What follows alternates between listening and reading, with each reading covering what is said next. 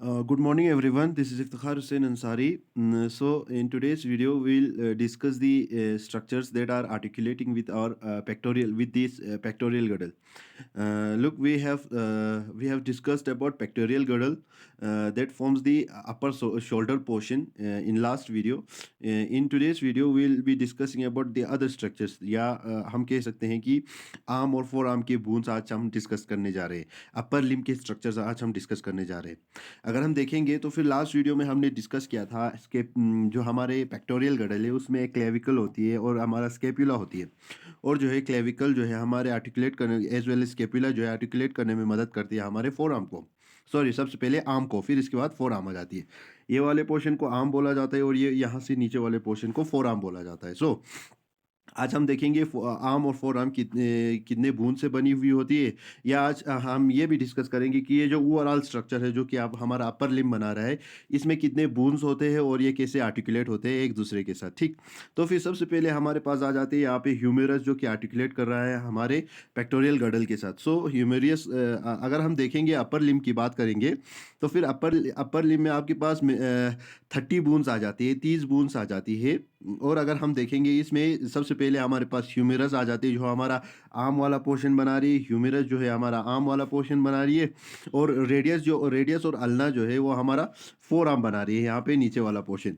फिर इसके बाद हमारे नीचे हमारे यहाँ पे कार्पल सेक्शन आ जाती है, फिर मेटाकार्पल आ जाती है, फिर यहाँ पे उंगलियों के फेलेंजेस आ जाती है हमारे हैंड के. ठीक, सबसे पहले अगर हम ह्यूमेरस की बात करें तो फिर ह्यूमेरस जो है हमारे अपर लिम्ब का सबसे बड़ा स्ट्रक्चर है, लॉन्गेस्ट और लार्जेस्ट बोन है हमारे अपर लिम्ब का. और अगर हम इसकी आर्टिकुलेशन की बात करें तो फिर ये आर्टिकुलेट करता है स्केप्यूला के साथ शोल्डर के एरिया में. और यहाँ पे नीचे वाले सेक्शन में यानी कि इसके एंटीरियर सेक्शन में तो ये इसके प्रॉक्सिमल सेक्शन में तो ये आर्टिकुलेट कर रहा है हमारे पेक्टोरियल गडल के साथ, लेकिन इसका डिस्टल पोर्शन जो है हमारे रेडियस और अल्ना के साथ आर्टिकुलेट करता है और हमारा एल्बो बनाता है नीचे वाला सेक्शन.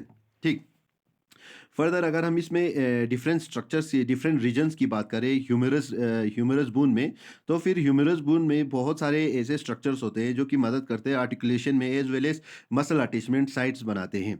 ठीक, अगर हम इसका पोर्शंस देखेंगे तो फिर इसमें जो है डिस्टल जो है इसका हेड बनाता है जिसको एपिफाइसल प्लेट भी बोला जाता है, एपिफाइसल प्लेट. ठीक, सो ये इसका हेड रीजन बना रहा है, ये इसका एंड रीजन बना रहा है और इसका ये वाला पोर्शन जो है ये इसका मेन बॉडी है. अगर हम बॉडी की बात करें तो फिर जो है मेन बॉडी को डायफाइसिस बोलते हैं और यहाँ पे डेल्टोइड ट्यूबरसिटी होती है. यानी कि यहाँ पे वो स्ट्रक्चर्स यहाँ पे जो मसल्स होते हैं जो हमारे आर्म के मसल्स होते हैं उनके अटैचमेंट साइड्स होते हैं और ये जो स्ट्रक्चर है वी शेप्ड एरिया होता है. यहाँ पे जो बून होगा उसमें वी शेप्ड एरिया आपको देखने को मिलता है जहाँ पे आपके मसल्स अटैचमेंट साइड्स मिलते हैं.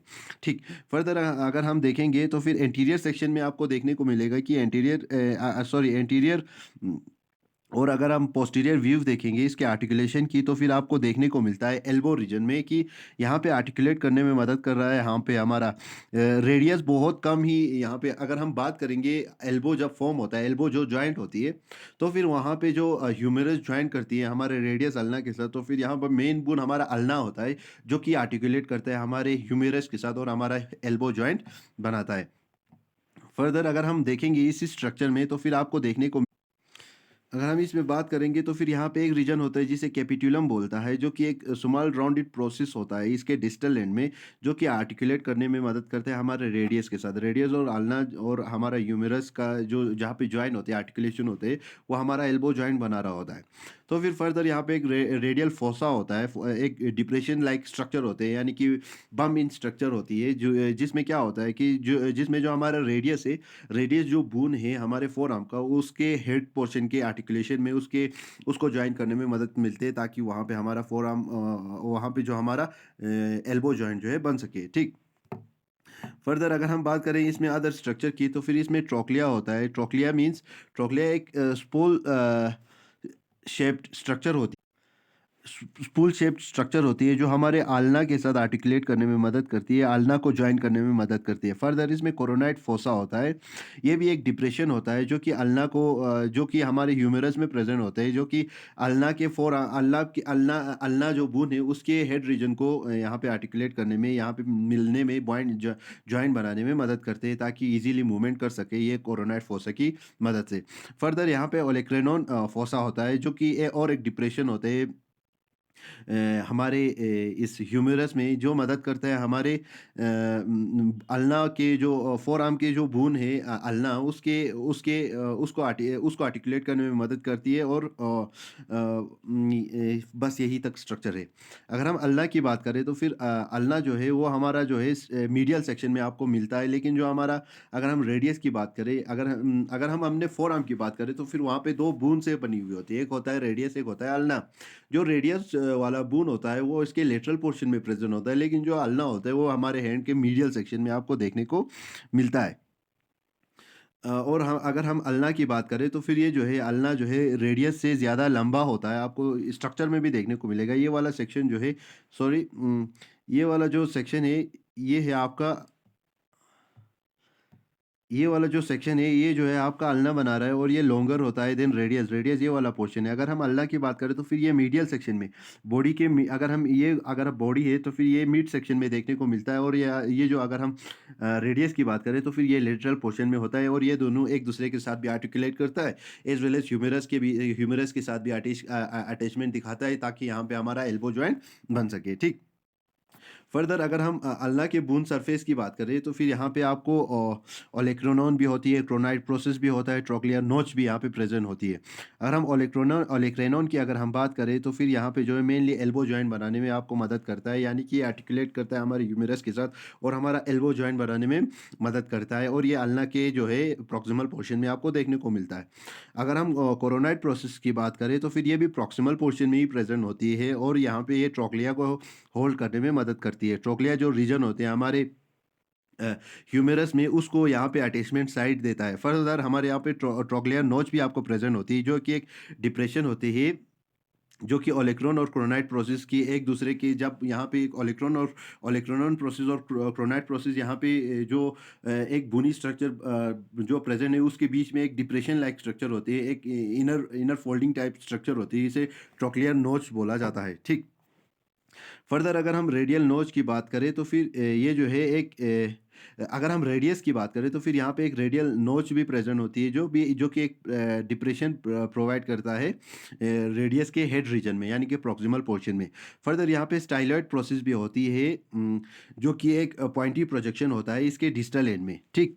स्टाइलॉइड प्रोसेस यानी कि ये, अगर अभी हम डिस्कस कर रहे हैं ये रेडियस के बारे में, और रेडियस रीजन में हमने देखा कि यहाँ पे एक रेडियल नॉच प्रेजेंट होती है जो कि हमारे डिप्रेशन लाइक स्ट्रक्चर होती है, एज वेल एज अगर हम स्टाइलॉइड प्रोसेस की बात करें तो फिर इसके एंड रीजन में आपको देखने को मिलेगा ये एक पॉइंटी स्ट्रक्चर होता है, पॉइंटी प्रोजेक्शन होता है from it is distal end. ठीक।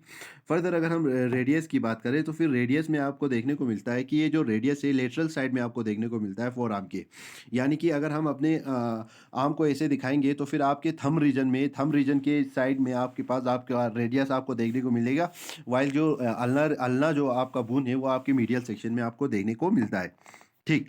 अगर हम रेडियस की बून सरफेस की बात करें तो फिर रेडियस में रेडियस बून में जो आपके पास रेडियल ट्यूबरोसिटी होती है, ये जो है रेडियल ट्यूबरोसिटी है, ये एक रफ नेट एरिया है जहाँ पे आपके बाइसेप्स ब्रेकाई मसल होते हैं, उनके अटैचमेंट साइट्स होते हैं, यहाँ पे उनको अटैच करने में मदद मिलती है।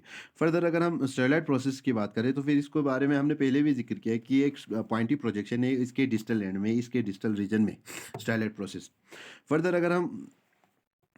अगर हम हैंड रीजन की बात करें तो फिर यहाँ पे आपको देखने को मिलेगा, यहाँ पे रेडियस और अल्ना जो है आपके कार्पल के साथ आर्टिकुलेट करता है, और ये यहाँ पे आपके मेटाकार्पल है, और ये वाले इसके ऊपर वाले जो बून्स है इनको बोला जाता है आपके फेलेंजिस। ठीक।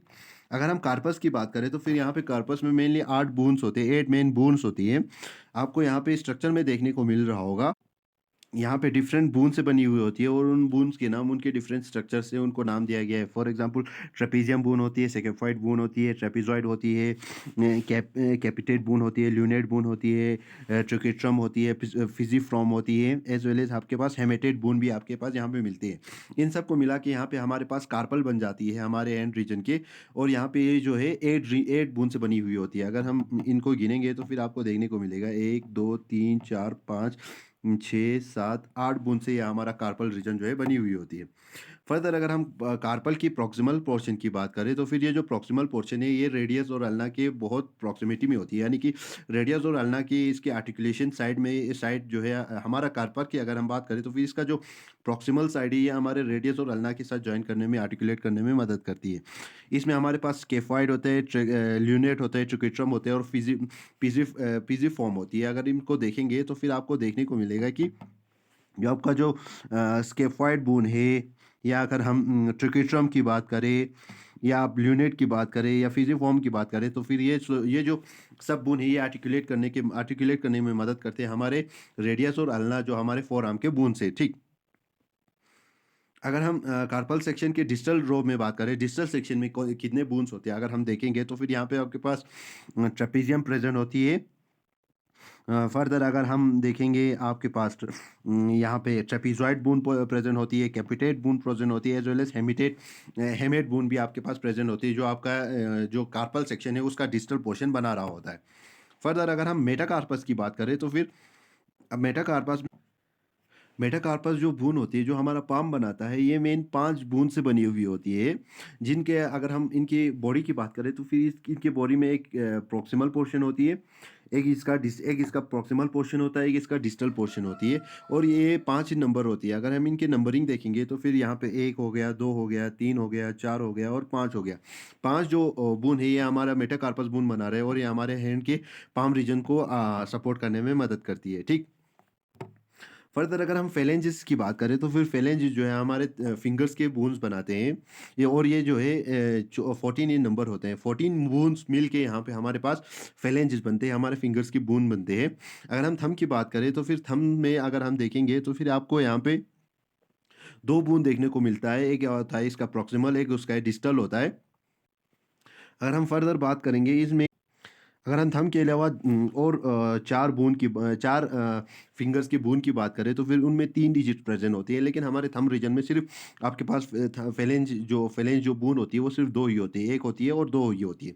लेकिन अदर अगर हम सेक्शन में देखेंगे या अदर फिंगर्स में देखेंगे तो फिर आपके पास यहाँ पे 1 2 और 3 आपके पास बून देखने को आपको मिलता है। ठीक, and this is all for the structures those are present in the those are helping in the formation of this four limb। और जिसमें हमारे पास आर्म होती है जो हमारा ह्यूमरस बना रहा होता है। फर्दर हमारे पास जो हमारा फोर आर्म होता है वो रेडियस और अल्ना से। फर्दर इसके बाद इसका जो आर्टिकुलेशन होता है हमारे हैंड रीजन में, कार्पस रीजन में होती है। कार्पस रीजन में इसका इंटीरियर सेक्शन होता है, इसका यानी प्रॉक्सिमल सेक्शन होता है, डिस्टल सेक्शन होता है। जो इसका डिस्टल सेक्शन होता है वो आर्टिकुलेट करता है आपके मेटाकार्पल के साथ, या आप फर्दर हमारा जो मेटाकार्पल है वो फेलेंजिस बून के साथ आर्टिकुलेट करते हैं। अगर हम मेटाकार्पल की बात करें तो फिर ये हमारे पाम रीजन को सपोर्ट करने में मदद करती है। एज वेल एज अगर हम फेलेंजिस की बात करें तो फिर ये हमारे उंगलियों में जो बोन्स प्रेजेंट होती है उनके बारे में बात हो रही है। और जिसमें हमारे पास अगर हम बात करेंगे तो फिर थंब रीजन में सिर्फ 2 ही बून के आर्टिकुलेशन से हमारा फेलेंज बनता है। फर्दर अगर हम और अगर हम 4 फिंगर्स की बात करें तो फिर उनमें जो है मेनली जो है 3 बून्स प्रेजेंट होते हैं जो आपके फेलेंजेस बनाते हैं। Thank you, thanks lot.